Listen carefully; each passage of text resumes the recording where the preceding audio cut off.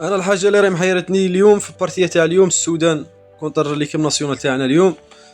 ماشي الخساره وماشي الحمراء وماشي الاداء تاع ليكيب ناسيونال وماشي التشكيله اللي دخل بها بوقرا.